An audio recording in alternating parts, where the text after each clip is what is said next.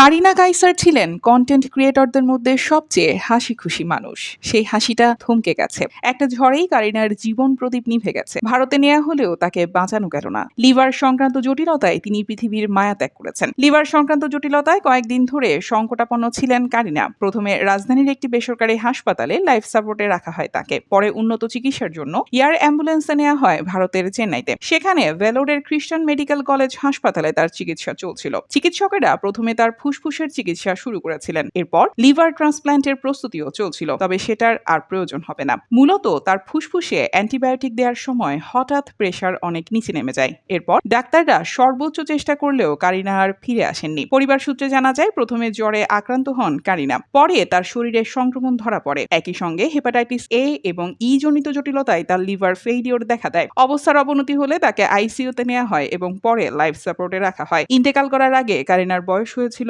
মাত্র ৩০ বছর। তিনি মা, বাবা ও ২ ভাই রেখে গেছেন।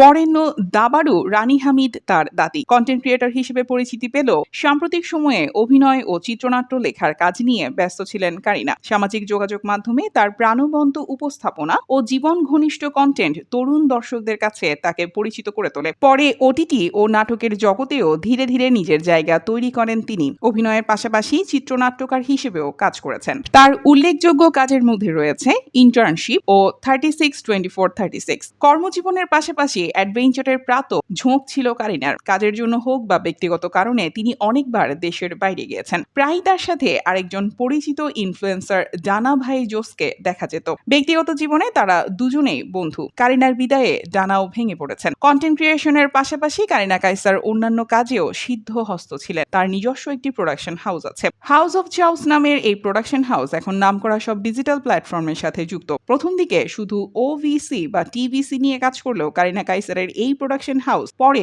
বড় বড় সব কন্টেন্টে যুক্ত হয়েছে। কারিনা কাইসারের দূরদর্শী চিন্তার মাধ্যমেই এমন সাফল্য অর্জন সম্ভব হয়েছিল। তিনি ছোটবেলা থেকেই নানামুখী কার্যক্রমের সাথে যুক্ত ছিলেন। স্কুলের সাংস্কৃতিক অনুষ্ঠান থেকে লেখালেখির প্রতিযোগিতা সবখানেই মেধার ছাপ রেখেছিলেন। তবে অন্যান্য অনেক কন্টেন্ট ক্রিয়েটরদের মতো এই সেক্টরে তাকে খুব বেশি সংগ্রাম করতে হয়নি। ফেসবুকের মাধ্যমে সবাই তাকে চিনলেও কারিনা মূলত ভিডিও বানাতেন ইনস্টাগ্রামে। মজার ছলে বানানো সেই ভিডিওগুলো দেখে বন্ধুরা তার প্রশংসা করত, পাবলিক করার অনুরোধ জানাতো। সে ভাবনা থেকে তিনি নিজের নামে একটি পেজ খুলে ফেলেন। শুরুতে তার পেজে ফলোয়ার ছিল না বললেই চলে। তারপরও প্রতিদিনের ঘটে যাওয়া বিষয়গুলো তিনি হাস্যরসের মাধ্যমে তুলে ধরে জনপ্রিয়তা পেতে শুরু করেন। সেই জনপ্রিয়তা এবং পরিচিতি থেকে বিনোদন প্ল্যাটফর্ম ডেইখোর সাথে তার সখ্যতা গড়ে ওঠে। অবশ্য ডেইখো তখনও এত জনপ্রিয় হয়নি। কারিনা কাইসারের সাথে পথ চলা শুরুর পর তাদের পরিচিতি এবং পরিধি বাড়তে থাকে। এখানে কাজ করতে গিয়ে রেজা এবং ইশফাকের সাথে পরিচয় হয়েছিল কারিনা কাইসারের, যারা দুজনেই পরে তার ঘনিষ্ঠ